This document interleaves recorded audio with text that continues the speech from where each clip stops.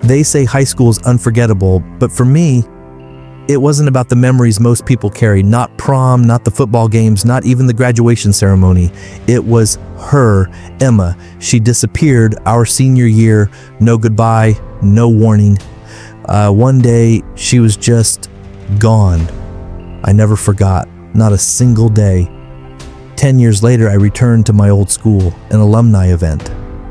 I wasn't planning to stay long, just show up, walk the halls, maybe see some familiar faces, but I didn't expect to find a piece of her still waiting for me. Her locker, second floor, right near the stairs. It was slightly open. That caught my attention.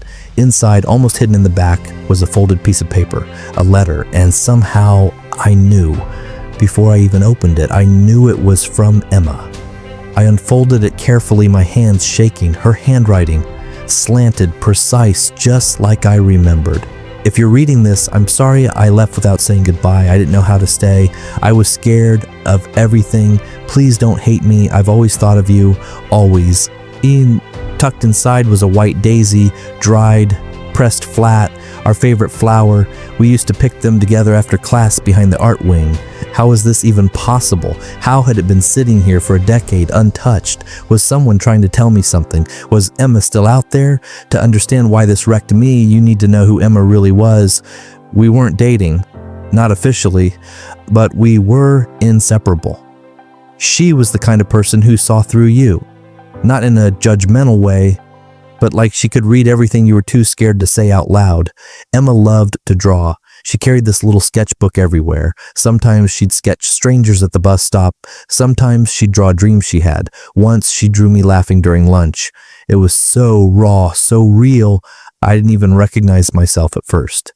We had this spot, a little hill behind the school where no one ever went. We'd lay in the grass, listen to music, talk about our futures. She wanted to move to New York, study art, live in a tiny apartment with big windows. But things changed that year. Her dad got sick. She stopped smiling as much, started showing up late. Then came the bruises. She never admitted anything, just brushed it off. But I knew I wanted to help. I should have done more. Then one Monday, she didn't show up. Tuesday, still gone. By Friday, the principal made an announcement.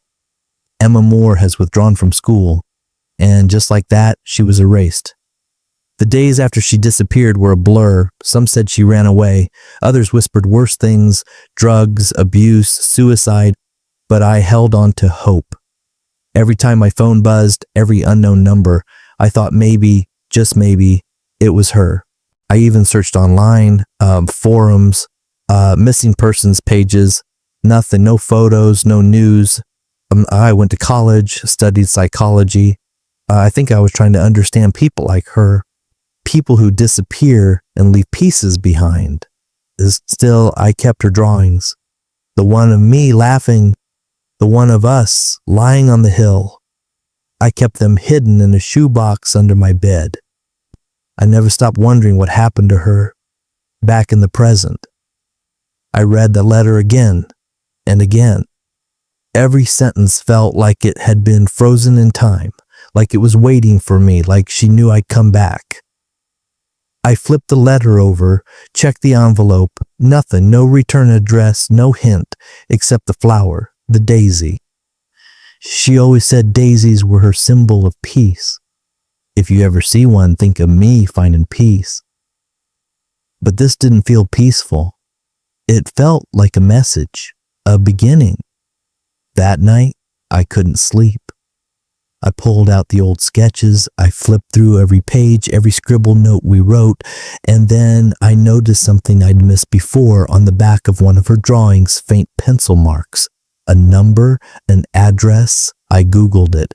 A tiny art gallery 2 towns over. Next morning, I drove out. The place was small, quiet. The woman at the front desk looked about my age. I asked if an Emma Moore had ever worked there. She froze, then nodded slowly. She interned here years ago, didn't stay long, moved out west, I think, California. That was the first real lead I'd had in 10 years.